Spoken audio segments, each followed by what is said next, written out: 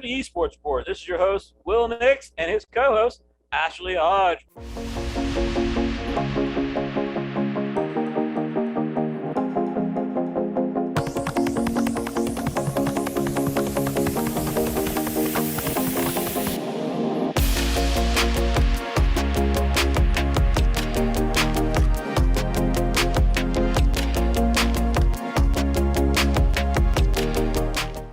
Hello and welcome to the Esports Report. I am your lovely, confident host, Ashley Hodge, with her co-host, awesome co-host, Will Nix. That's right. Hey guys, folks, welcome to the Esports Report.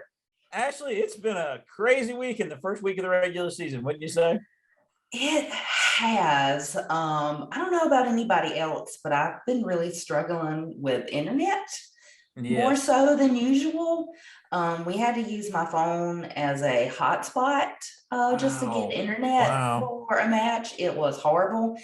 And my IT, they're working on it.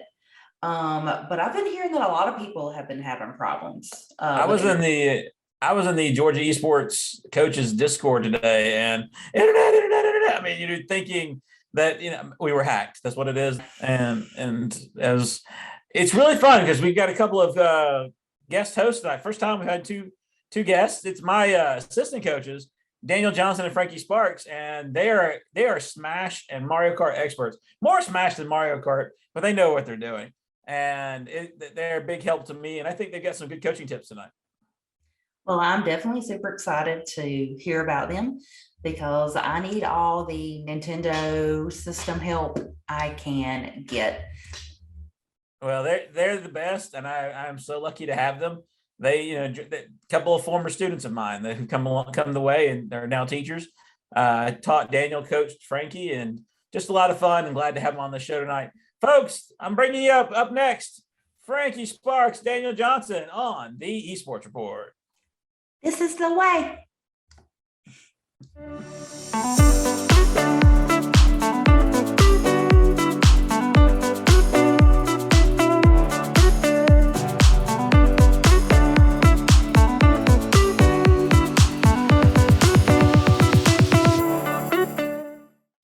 Welcome back to the Esports Report. We have some guests on with us today. Ashley, these are my assistant coaches, Daniel Johnson and Frankie Sparks. Say hey, guys. Hey, what's going on, guys? Thanks for having us. Yeah, we really appreciate it. How you guys doing?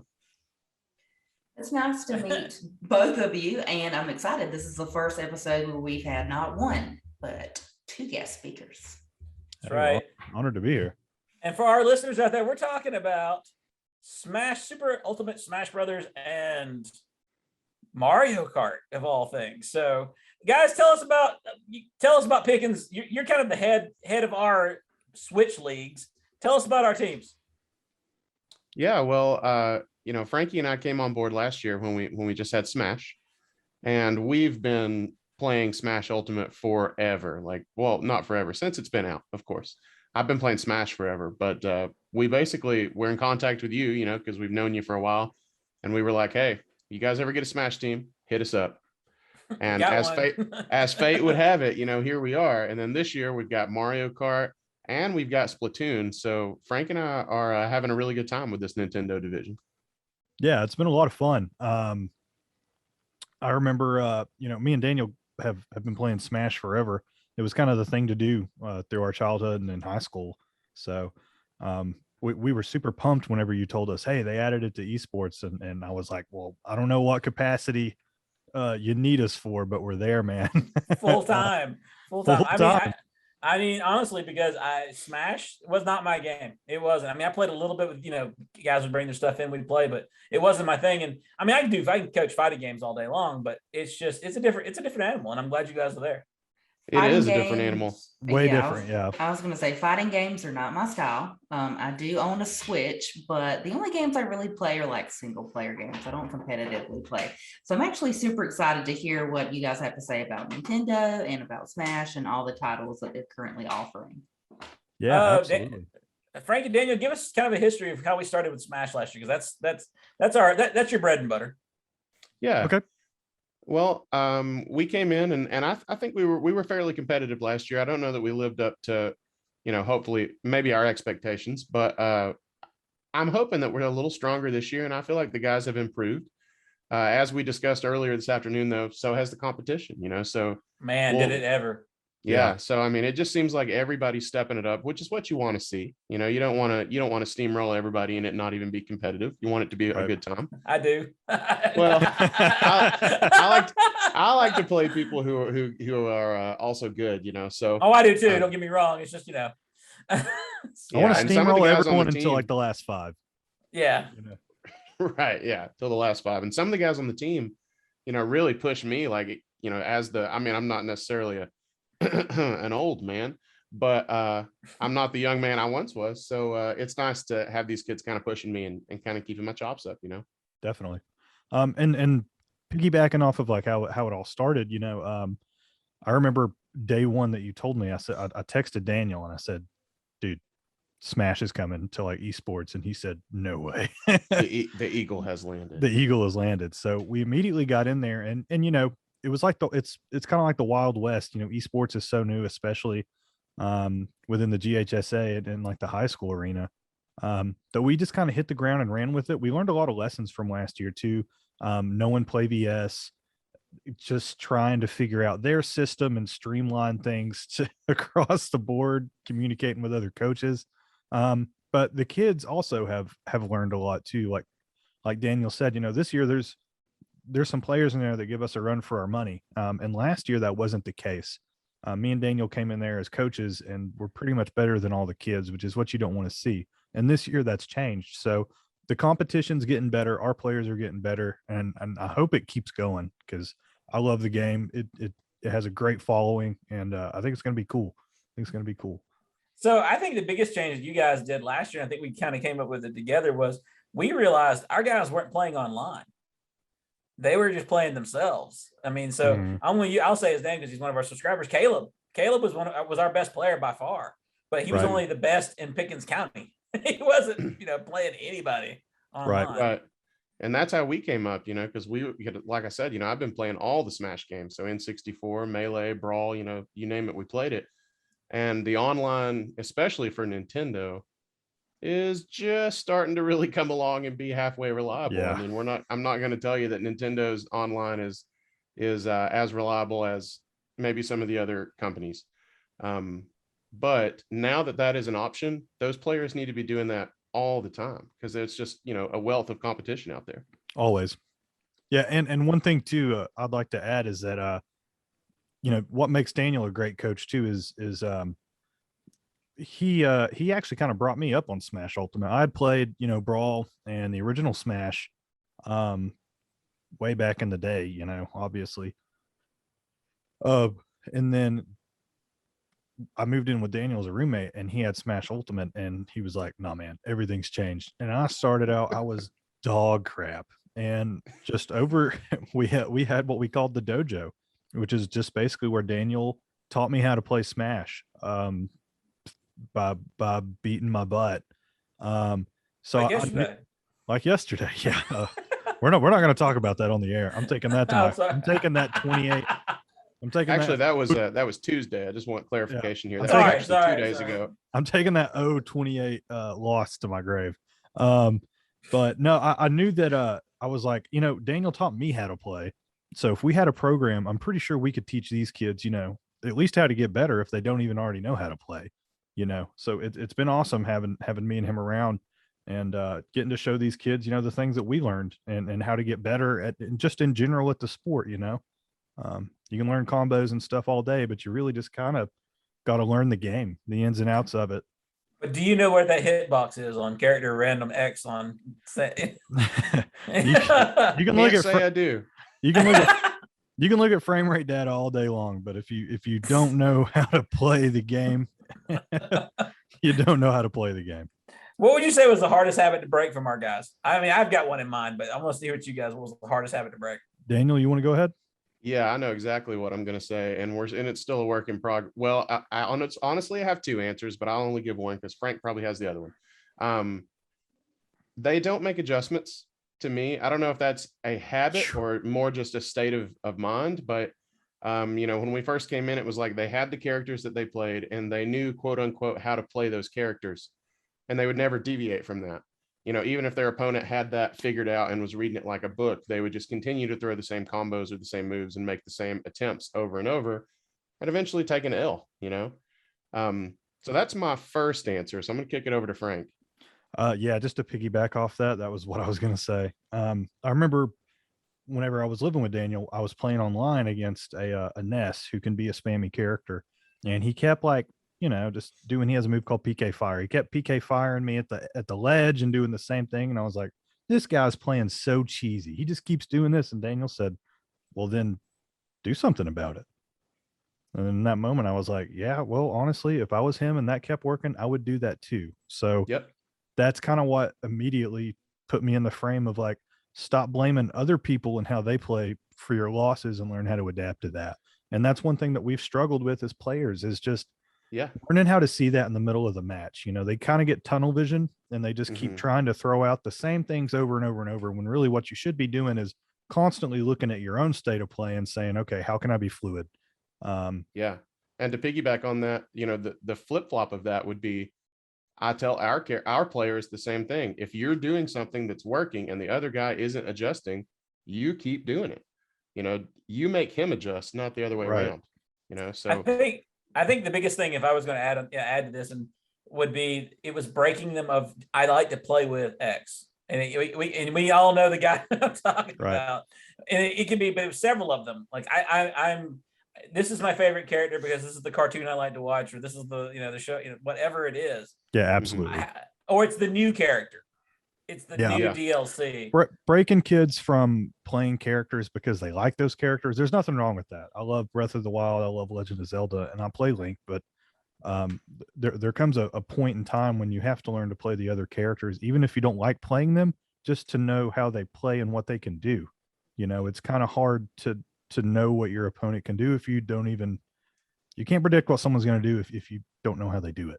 If you don't even know what's in their arsenal. I mean, how are you going to know what they're going to pull out? Right. So that's another thing that we've worked on, is just trying to, and the kids hate it, but assigning them new main characters to play. And they will moan and complain about it. Like this week, I want you to go home and do homework on this character. And they're like, why? And it's just so that they get a feel for all the characters. Like, I obviously don't want you to play Game and Watch, like, full time. Or Hero. I hate Hero. I hate Joker. Joker. All my kids are complaining about Joker. That's a sore spot for Nick. That's a sore spot. That's it. Yeah, we don't say the J word. You don't say the J word. You hit the J button. I know. Yeah, trying to get some of these kids. I know that they love the manga and the anime that some of these characters come from, but like, quit playing that character because he looks cool. Sometimes they just suck. And Joker's a great character, don't get me wrong, but half the kids are just playing him because they like Persona. Right, and stop discounting other characters because they don't look as cool. Like, we learned a lesson this week about Luca. Lucas was he was eating our lunch. Yeah, Lucas. Yeah, congratulations to that team. Yeah, he looks like a Happy Meal toy, but by golly, he'll give it to you. By God. But by God, he will give it. By God to you. And I'm telling you what, shout out to that Luigi that we saw. Oh my God. The fourth best player on that team, apparently. Okay. Yeah. That guy was dirt for days. We have how convenient that we have a player on our bench that can just throw nastiness. I had to take a bath after I watched that. That was filthy. It was filthy. Yeah, I don't think anybody from our A squad would even been competitive with that dude. Caleb may have held his own for a little bit, maybe. Yeah, I think the trick there would have been managing spacing, but I just don't think we just didn't make it happen. No. we took an L. We took the L on that one. Well, I was going to say, let me ask you, because Smash, Nintendo, not my area of expertise. I do currently have a co-coach, but he really focuses on Madden. So what would you tell new coaches or coaches interested in doing the Smash, not the Smash, but the Nintendo titles? And you can focus specifically on Smash if you want to. Like, how do they get started? How do you coach that if you have like Daniel, experience with fighting games? Daniel, you want to lead this one off? Sure. I mean, I think the Nintendo titles in general, whether that's Smash, Splatoon, Mario Kart, whatever, you're dealing with Nintendo's online, which I've already touched on a little bit. So I think go into it, just knowing that you're going to have to exercise some patience because you're going to fight those connection issues. You're going to fight some random dude joining your arena because you accidentally made it public. And I mean, just little things like that happen constantly. Your Joy-Con, you might have a kid come in with Joy-Cons that drift. So like, be ready to deal with issues. Yeah, aren't connected. That being said, they are some of the best games I've ever played. And that's kind of why Nintendo, I think, is where they're at, even with all these issues. So, if you have a Switch yourself, familiarize yourself with the titles, familiarize yourself with the way the online systems look. And I think you have a little bit of a leg up just based on some of the interactions we've had with coaches so far. Yeah. Piggybacking off of that, there are definitely games that Nintendo is probably even going to release in the future that we won't be familiar with. Splatoon is kind of one that's under the radar. And I think that doesn't, just because you don't know the game or don't really know in your head how you're going to coach it at first, doesn't mean that you should exclude it. What I recommend is finding a player or a group of players that really are passionate about the game and that look like they know what they're doing, and let them anchor that squad or anchor your team and just kind of put Moody. Yeah, we have one named Moody. That's what we do. Exactly. We trust him to have his troops in order. And we know the rules. We stay on top of the coaches' chats and stuff, but really the organization of the team, that's really him. I can't coach a game that I haven't played, but for 2 seconds. Well, and the good thing is about with Moody and the West, and I mean, just those boys are good. They're good guys. Also, the fact that they'll listen to some basic strategy. It's like, hey guys, you've got to have X, Y, and Z. And so when we're giving them advice, we're like, what we're seeing is not what you're wanting to do. So right. And another thing is some of the rules with the Nintendo games can be kind of a little wonky. And I just recommend that you really familiarize yourself with it, or it's going to take forever. If you and the other coach has to look up the rules and just kind of basically read through literature to keep a match going, actually, it'd be a bad time. How familiar are you with the Smash rules at this point? Pretty much. No, Ashley, not Frankie. Ashley. Oh, I was like, I can run a match. Listen, I had a kid last semester who was like a really big help, and anytime I couldn't figure it out, I would call him over there and he would set it up. And now he's gone because he's playing a different sport, which is fine. But that forced me to, really read and look. And so now I know. Like, I know about the basics. Like, there are certain maps you play on. There are only like specific maps you play on in game 1, and then other maps unlock in game 2. Right. Like, I know all of that. And like, luckily, I know enough where I can manage a game now. Thank goodness, because the coaches that we played against this week couldn't. Okay, they couldn't do it. And I have printouts. I was going to let Nix get that in. Yeah. In our defense, our players also know the rules really well too, and they've even come up and. If there's any other PlayVS coaches listening, feel free to email me. I'll send it to you. We had a kid who drew up like a stage striking, basically cheat sheet that we blew up to poster size. So that way, even if our kids that are newer that don't really know what's going on, they can look at this sheet and just save us so much time from having to explain, no, you can't use these stages. You can use these. So we just have everything ready to go. Try to treat it like, as professional as possible. And it makes the game flow a whole lot better. Especially with these Nintendo games and kind of wonky way that you got to do things because they're online. Rules. Gosh, the rules on these. I was going to say, if that's a link, we could probably post that in the episode link and people could have access to that, because I think that would be a big help. Yeah, I can get that over to you guys. But I also printed out the rules for my students and myself. So each of them signed an athletic contract agreeing to certain things that I wanted. And then they each got the rule book. So I told them they had to read it and then quizzed them over it. So all of them know the rules. Yeah, that's smart. We had a drill sergeant practice on those rules. Our first practice, we didn't play any games. It was get in there, write the rules down, know them. I mean, and our guys do. I'll give them they know that they knew for their title. So I guess it's time to transition a little bit to Mario Kart. And okay, I think one of the lessons we all learned from the beginning was that Mario Kart gamers aren't your typical gamer. Would you guys agree on that a little bit?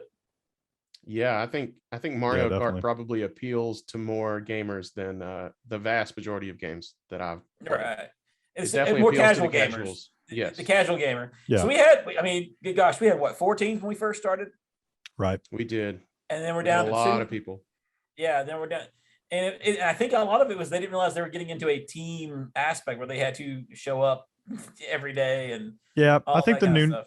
I think the newness of it and the fact that they, thought it was like, oh, we're just gonna go play club Mario Kart, even still though, to have such a new game, having 2 teams, that's pretty big, and we definitely probably we're gonna have to make cuts if we Yes. luckily didn't have to, so it's definitely like Daniel said, everybody plays Mario Kart, And everybody thinks they're good at it, by the way. Right. And there's no one, I'm Yes. bad at Mario. Yeah, no one thinks they're bad at Mario Kart. Same thing I've with never heard Smash anyone and, say that. and Rocket League. They're all the best. Yep. Yeah. Well, so Daniels, let's talk about some of our experiences so far this season with our Mario Kart team, which we are very proud of, by the way, at Pickens.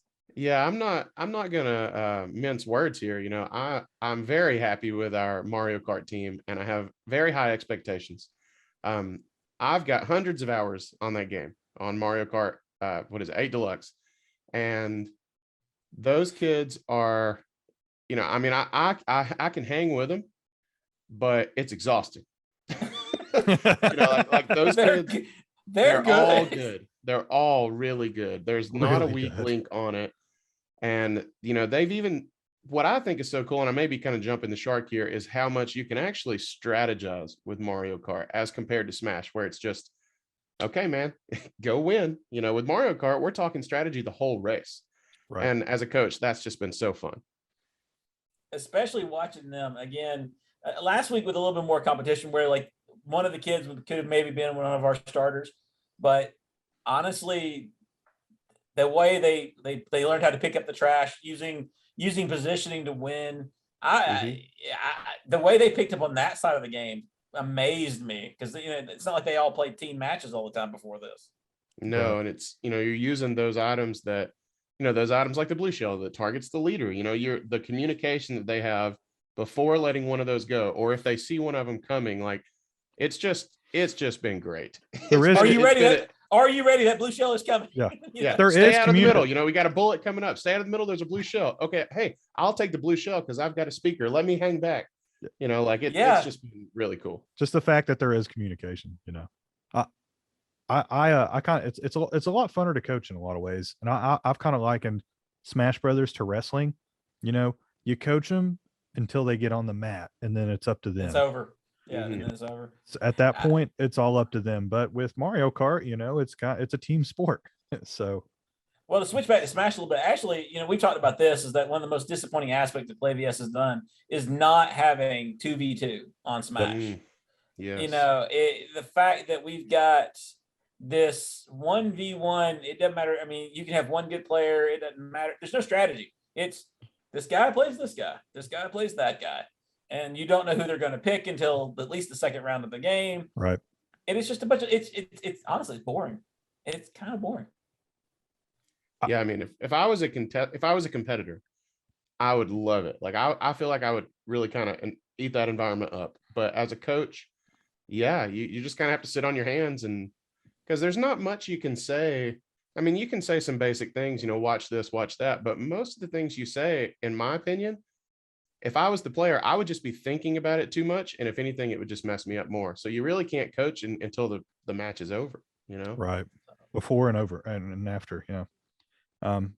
I wish there was doubles to piggyback off of that too. I don't know if that's maybe like the meta or the Smash community that kind of craps on doubles as being too chaotic, but there's most certainly some strategy in it. I mean, me and Daniel can attest to that. We've done a lot of that. We put a lot of hours into doubles, and there are tournaments with doubles. I just think it's more of an esport if it's tournament. It would be doubles. it would be totally viable. I would love for PlayVS and Nintendo to allow doubles and singles, because you get 2 different kinds of players. I think our players would probably thrive in doubles and be really good. And then you have, the individual mindset like you do in wrestling or any kind of solo sport, track and field.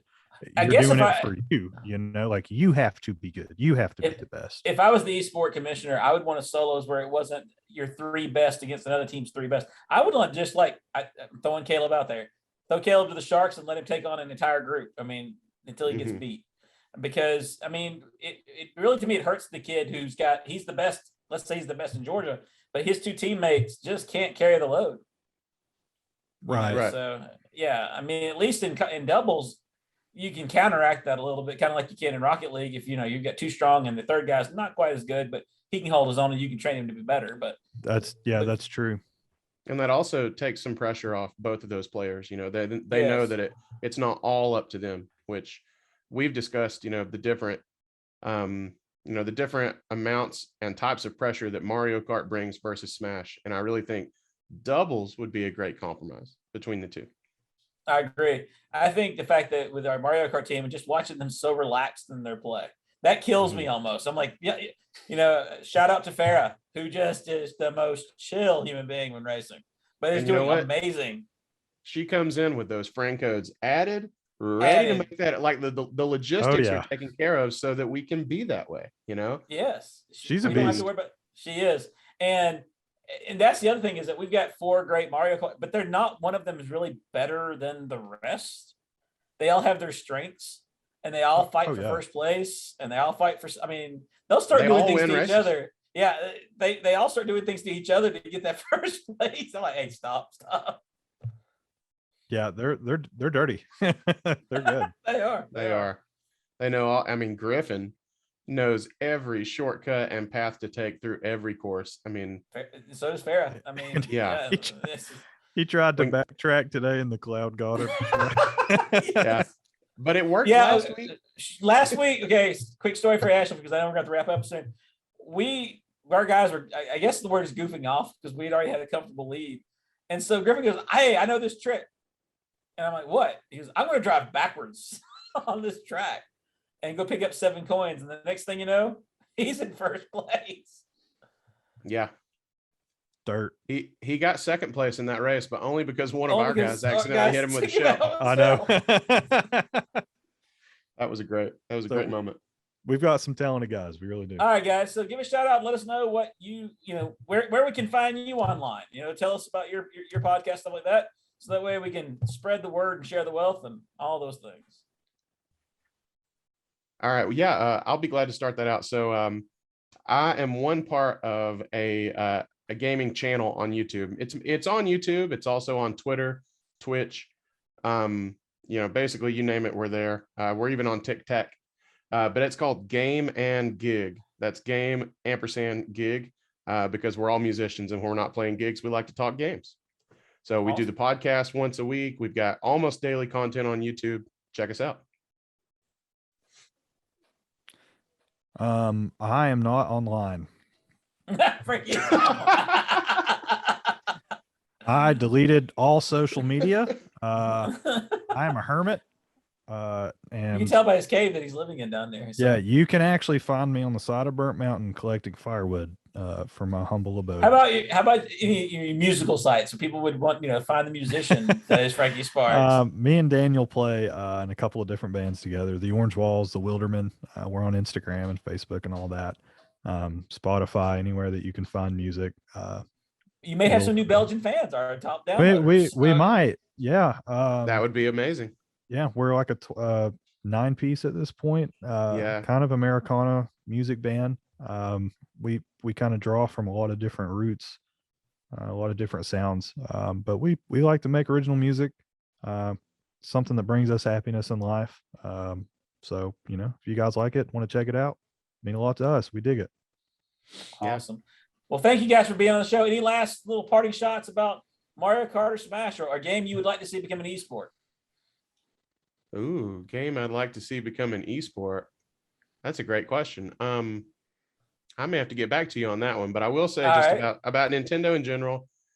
I know there's a lot of things to worry about, a lot of logistics and a lot of online factors that are out of a coach's control, but don't let that get in your way of adding those games to your esports program, because I think you would probably find that you can meet some really cool kids if you do offer those games. Yeah, Daniel couldn't have said it better. Yeah, super happy to be a part of the esports community. Would like to see Halo Infinite, GHSA, hint hint in the future. I know it has alien blood. It's a in whole it. episode on shooters. I Trust know. me. Yeah. Yes. Well, if we don't get Fortnite Halo, comes to mind for me as well. yeah, if we don't get Halo Infinite, I at least want Mortal Kombat. You know. Hey, there you go. No, Well, thank you guys for having on. Ashley, you got anything left? No, thank you guys for being here. We really appreciate it, and keep doing what you're doing. Awesome. Thanks for having us on, guys. Yeah. Thank you guys so much. I'll see you guys next week, guys. Take it easy. Thank you so much. You got it. Free to You got bet. it, Nix.